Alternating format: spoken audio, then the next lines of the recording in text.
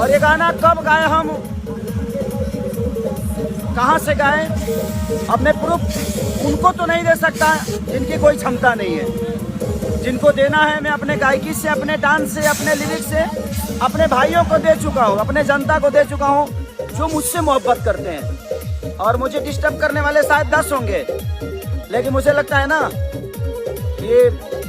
करोड़ों में प्यार करने वाले लोग हैं, तो मुझे उनको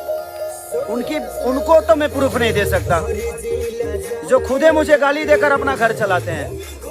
तो भाई एक बात सुनो, तुम्हें जितना गाली देना है, जितना बोलना है, जितना मुंह से पोटी करना है कर डालो, बट